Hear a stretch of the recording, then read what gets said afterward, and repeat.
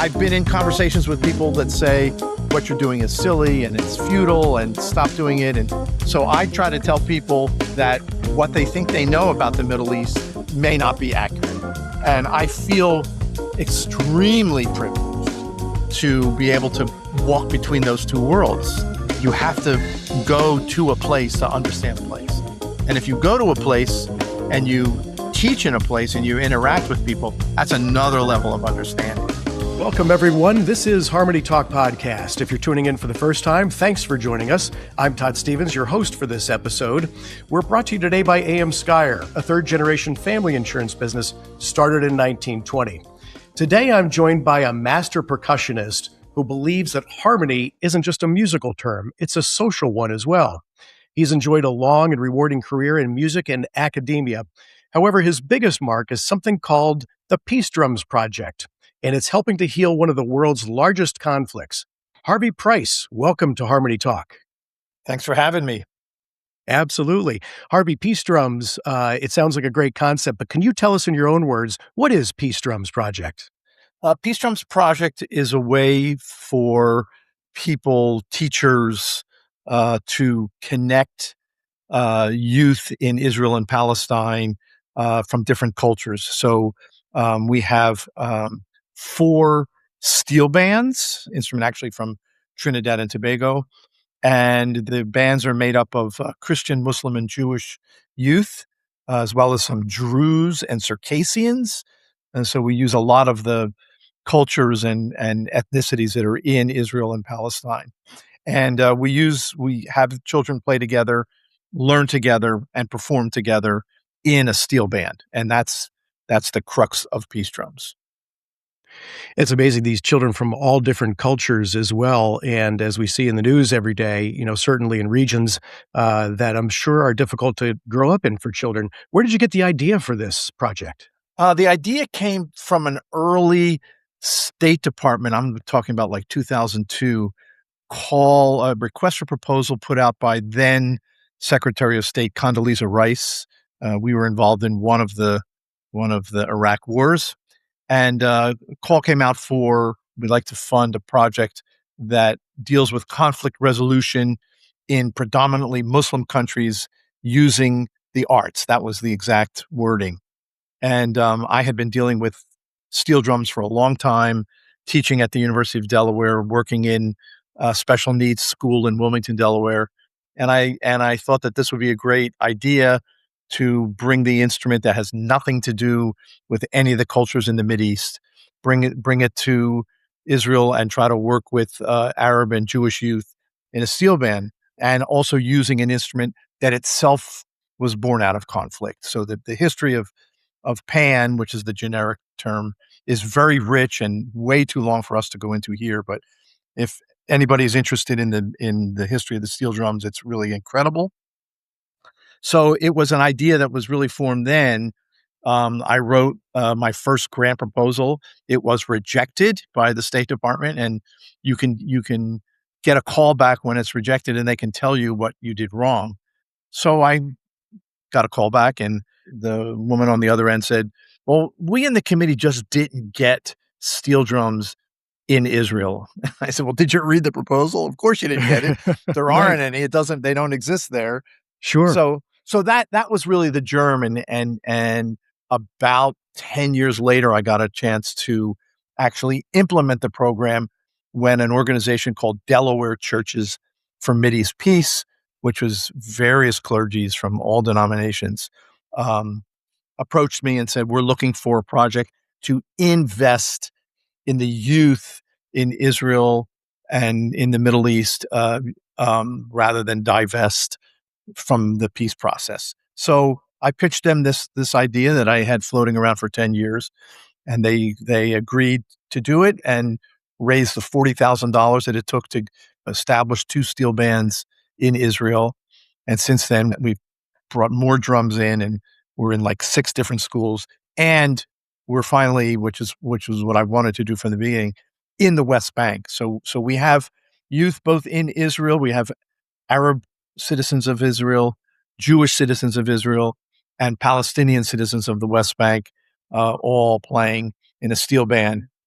not all together at this point because you can't physically cross the border between the West Bank and Israel.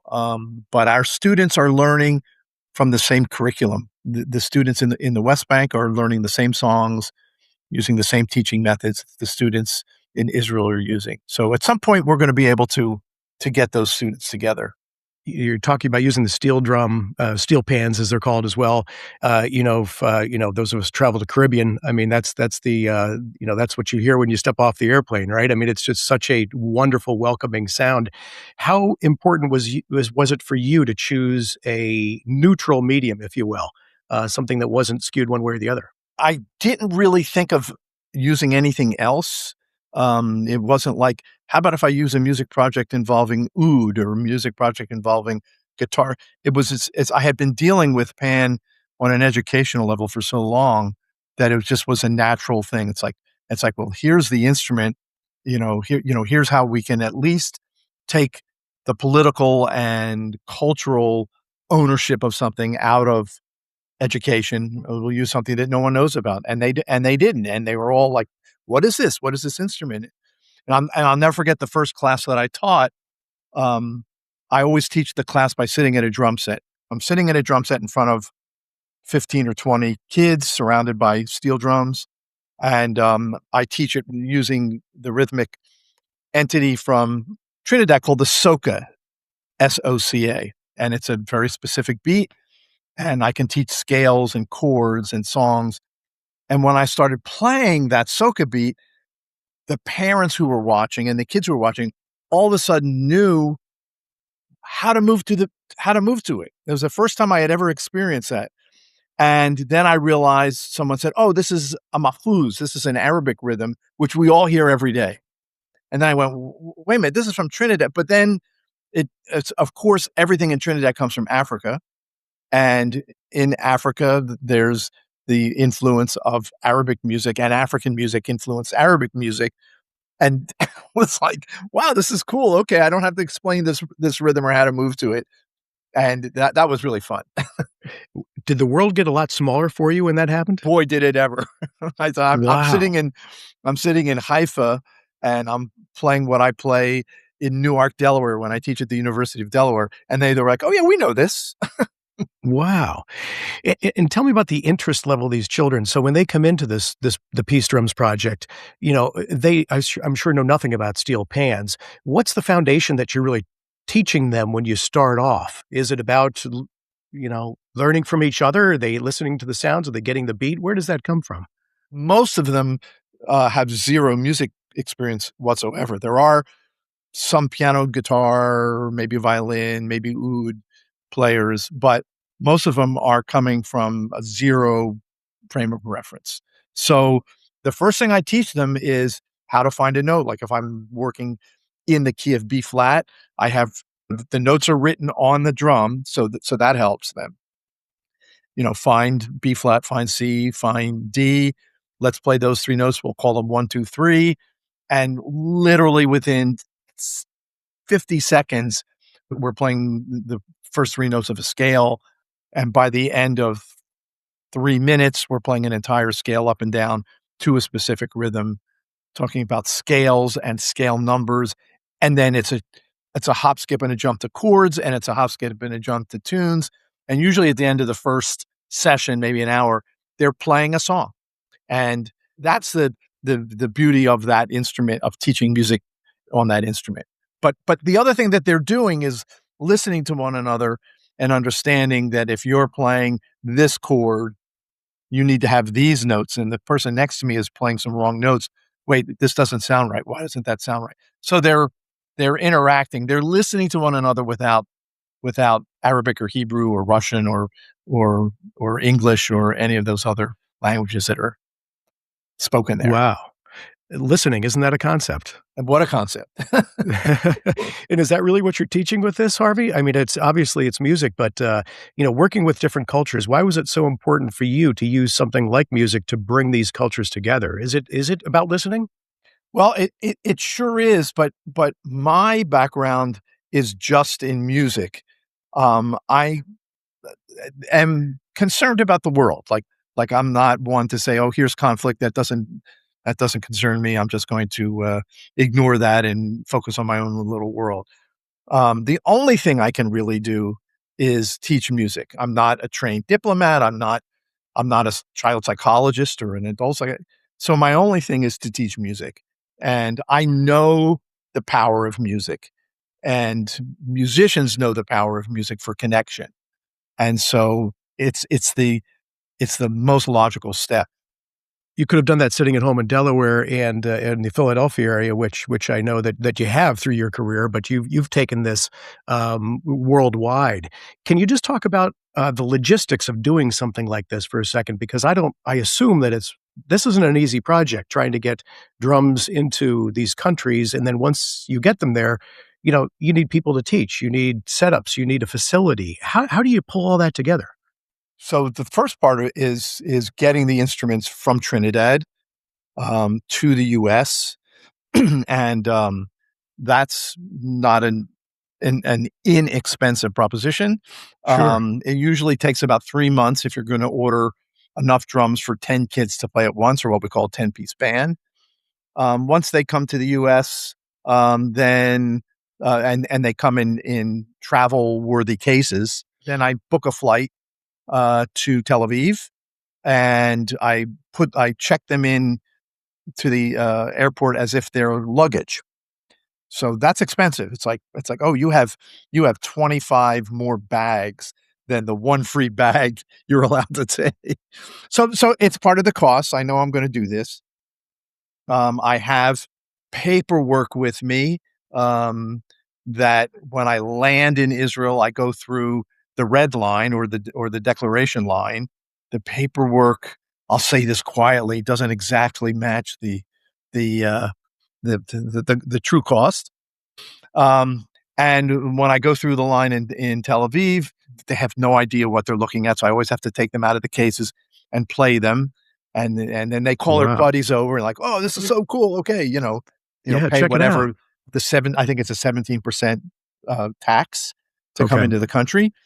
I have a truck waiting for me, that I can load the drums onto the truck and then take them to whatever school or village is hosting the instruments. I have a great business partner, Michael Shahur, who runs everything on the ground in Israel. So we coordinate, and he'll say, show up with the truck at a certain time, and then we'll meet this guy at the airport. The first time I went, I didn't know about the red line or the red line and the green line, and I just waltzed through the green line with pushing, 25 cases, and they stopped me and they confiscated the drums, No and it way. took me 3 days to get them out of the airport and Oh my much money, gosh. and the truck had driven 2 hours from Haifa to Tel Aviv, so it was a learning process. Yeah, absolutely. Yeah. Well, and then you get all these things here. So I'm just, the logistics are mind-boggling, really, when you think about it. But then you have to get these things to, like you said, a town or a village where you're having these classes. Is Mhm. it, and then I would imagine for the children to actually get to where you're going to set up for, instruction or rehearsal, is that easy in these areas, or can that be a challenge as well? It could be a challenge in Israel proper. The 3 bands that we have are all in schools, Okay. so the children come to the school. Some of the kids go to that school, some of the kids don't. That's not an issue unless there are missile strikes, and then it's an issue. This past year, we moved all of our steel drum classes into bomb shelters so that they wouldn't have to stop rehearsal and go to a bomb shelter. Um, in the West Bank, it's a little bit trickier. We have a single band in a school outside of Bethlehem, a town called Beit Jala, and the kids that go to school there at that specific school, obviously, it's easy for them. There's kids that come from another school that's only a mile away. That's pretty easy to get to. But then there's kids that come from Hebron, which is about 20 miles, maybe not, maybe 15 miles south of Bethlehem, and for them, it's a challenge. I mean, we rent buses for them, but traveling in the West Bank on the roads that are not Israeli roads, that are Palestinian roads, in other words, you're traveling with Palestinian plates, as opposed to Israeli plates. So the buses are Palestinian buses.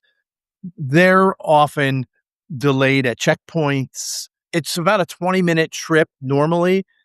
The last time I was there in January, I taught kids in from Hebron at the school in Bethlehem, and they were an hour and a half late because they had to sit at a checkpoint Hmm. and make sure that they weren't terrorists going to a steel Yeah. band rehearsal. So that is a challenge. But I have to say, with those kids that come from Hebron, they never miss. They never say, the last time it took 2 hours to get to rehearsal, I'm not going to bother. They Oh, they yeah. they get on the bus and they come and they stay as long as they possibly can. Sometimes it's 2 hours, an hour longer than they're supposed to. It's their musical outlet for the week. That's amazing that, a trip that short could take that long, but understanding the security threats and the risks, the fact that these young folks, and I assume, sometimes their parents, they put the time in and it doesn't matter, once they get there, that's what they're there for, it seems.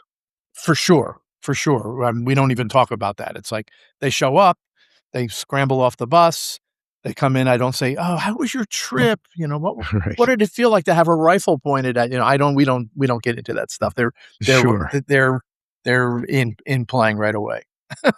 Wow, and you mentioned you're just there in January. What's it like for you traveling in and out of that area? I fly into Tel Aviv. I go through customs. I'm traveling on an American passport. Um, I've been there so many times that they just look at. They know how many times I'm in and out. I rent a car, and depending on where I am first, like if I'm traveling to Haifa first to teach there, then it's about an hour and a half. I drive to Haifa. I'm there 3 or 4 days. I meet with my business partner, and then we do classes, and then I'll drive south into the West Bank. It's not an issue for me to enter the West Bank because I'm traveling on an American passport. If I was on an Israeli passport, it gets a little bit trickier. You're not Okay. supposed to travel into the West Bank. Um, I have never had any issues, and one of the things that's interesting for me is talking with people in Israel who have never ventured into the West Bank because they're convinced that they're going to be kidnapped and hurt, Right. and I just have never experienced that, and my only experience there is love from the kids and their parents, and watching our teacher teach with this tremendous sense of love and compassion for these kids. So I love traveling to Bethlehem and Beit Jala and teaching there, and traveling across the border into Israel and going and teaching these kids. It's very interesting. Yeah. I may be the only musician doing that on a regular basis. Sure. It's quite the tour schedule. And, like we are talking about the logistics of this, but when you hear these children practicing and playing, and I assume you have rehearsals or recitals, where the parents can come. What's the feeling that you get when you see this happening, Harvey? I mean, this Well, is your baby, so to speak. I mean, when I was there in January, we had a concert in front of about 600 people in Haifa. Now Wow. this was at the school in an Arab village called Ibleen. So we had Arab kids and some Jewish kids playing in front of tons of people, and it was fantastic. Like, just they were really into it. When I went to the West Bank, I was only teaching. We didn't have any classes. We didn't have any concerts, just because the kids had been out for a while because they couldn't travel. There's often restrictions of traveling in the West Bank, whether there's a war going on or not. So sometimes things are just canceled. Um, our goal for this coming year is to do some performances in Manger Square during the Christmas season. We've been talking about that for a while, but the last 2 years have been so bad. Um, Yeah. but they do performances in front of kids, in front of their peers at the school where the drums are, but they do less performances, unfortunately, and we're trying to work to overcome that. But it's great seeing them on stage. I mean, we work with how to bow, how to face your audience, how to look professional, dress nicely, you know, I try to impart to them that people could be anywhere that that hour that they're listening to. They could be home, they could be out to dinner, but they're here in front of you. Sure. So appreciate the fact that they're there listening to you. And it's a whole nother sense of place for these kids. I can only imagine, and, we those of us who keep in touch with what's going on in the world and you watch the news, you can almost get a sense that, there are such great divisions in the world, particularly in the Middle East, where people are, again, you get the sense that, that level of, hatred, and these hundreds and hundreds of years of history, is almost insurmountable. But seeing kids and families get together over music, and you said love. What's the picture you see when you see this happening? Well, I'll say that the kids and the families that are involved know what they're getting into, right? There's Yeah. plenty people on both sides that want nothing to do with having their kids play music or even see kids from another side. Maybe more now than ever. So, I'm seeing kids and families that are interested in a different narrative.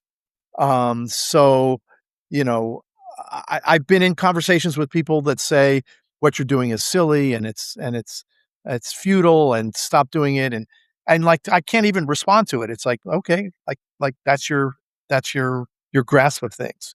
So I try to tell people in the U.S., which is really my primary audience. Why is that? Because we're a 501(c)(3) based in the United States, and all of our, most of our funding comes from the U.S.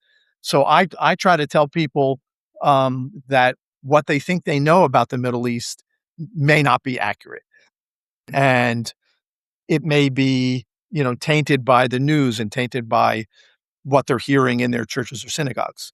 That's what I try to bring. I try to bring the good news and the bad news, Yeah. and there's both good news and bad news.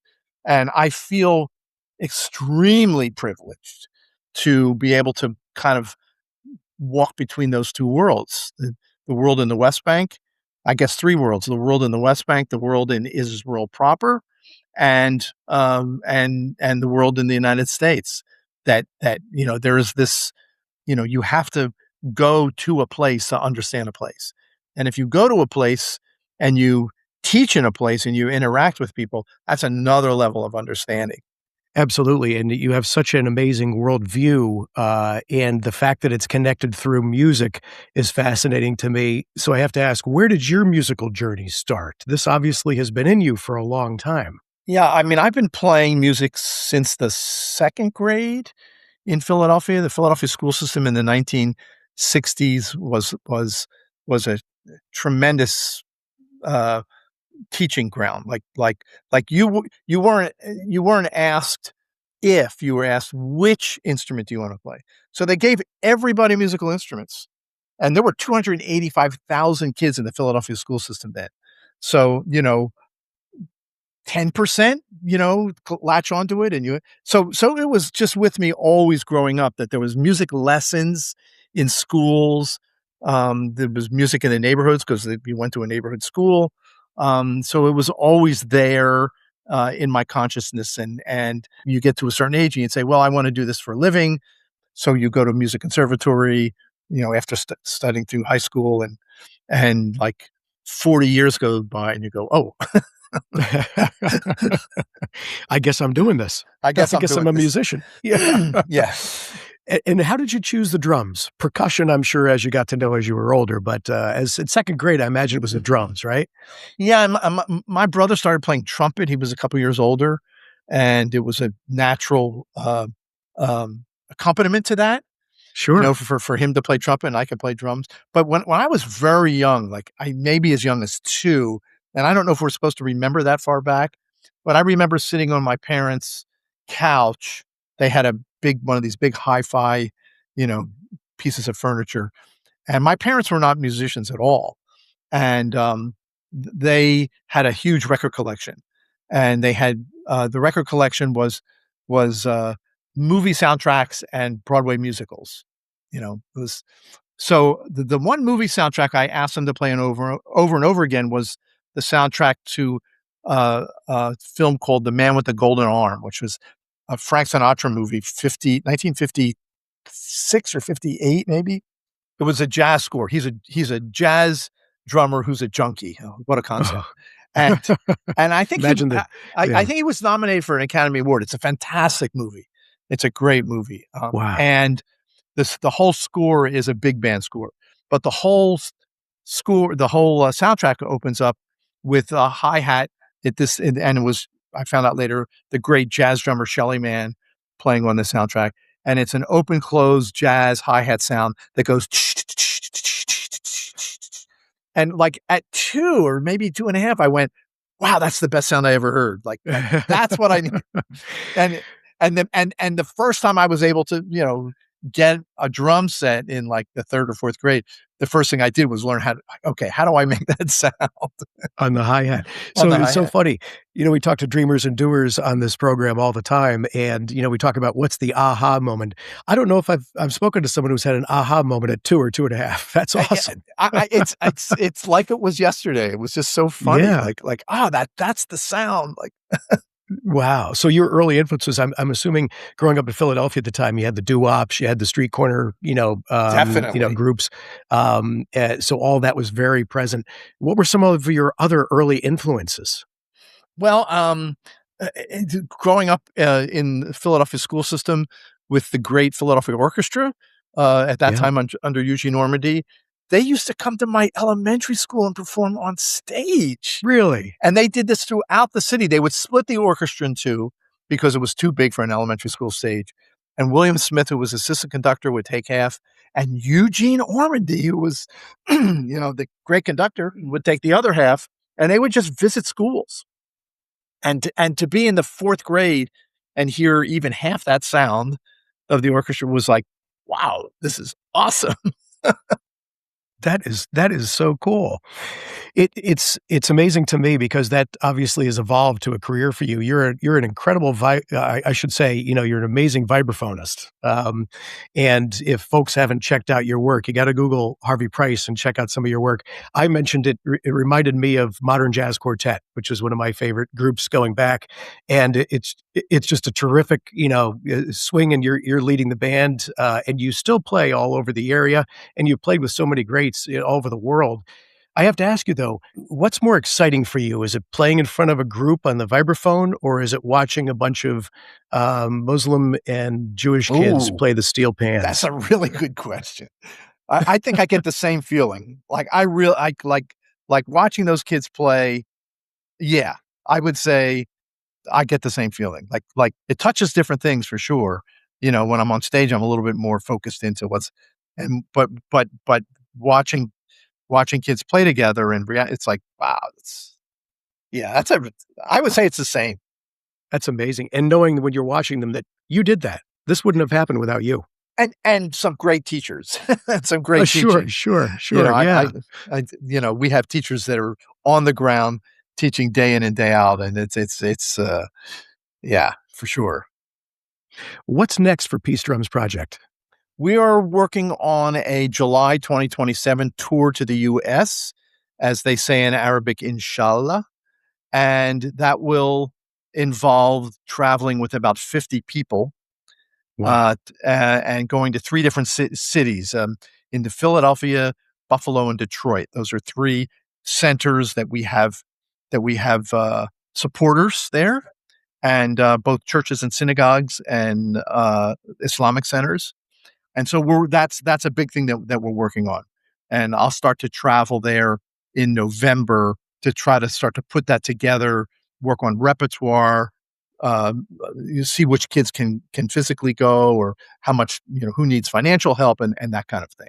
So that's sort of on the horizon, and we have to plan that way because if you just say, well, there's going to be another war and there's bombs falling, they, you can't hold the kids' interests that way. Well, right. And this is, I'm sure for you, it's not a project with a finish line. Nope. It's something that will continue to go on, correct? Again, as they say in Arabic, inshallah. Right. Inshallah. Very well put. Where can folks find out more about Peace Drums Project and about Harvey Price? Well, I mean, peacedrumsproject.org, Peace Drums with an S project.org is a really good website. And for me, I have a jazz website called vibedelphia.com. It's all one word, like Philadelphia, but you start it with a vibe as in vibraphone. So vibedelphia.com is my personal, my ego-driven website. But Peace Sure. Drums Project, you can log on to and donate. There's plenty of places to donate, and you can also reach me through Peace Drums Project if you have any questions about it, about the project, or how to help, or anything like that. We also have a Facebook page. Good. But I really like going through the website these days. It's a better venue. Well, everyone should take a look at what Harvey Price is up to with Peace Drums Project. Support if you can, and you're just doing so many amazing things, Harvey. I've got one final question for you. Sure. Can music really heal the world? I think it could connect, right? Like I wouldn't say that it can heal the world, but if we don't connect people, then we certainly are not going to heal it. So it's the pre-healing, I'll say. Music can pre-heal the world. Well, that's wonderful. And thank you for all you're doing, Harvey. Well, thank you, Todd. Thanks for the opportunity to talk. Absolutely. It's been wonderful having you on the program. Thanks for telling us much more about Peace Drums Project. And we wish you best of luck with that and your other endeavors going forward. Thanks so much. Absolutely. We've been speaking with Harvey Price, the visionary behind Peace Drums Project, uniting children around the world through music. This is Harmony Talk Podcast, bringing you the stories of today's dreamers and doers, sponsored by AM Skyer, a third-generation family-owned insurance business started in 1920. Meet other fascinating people like Harvey by checking out our episodes on HarmonyTalkPodcast.com and sign up for updates. I'm Todd Stevens. For everyone out there, keep dreaming and doing.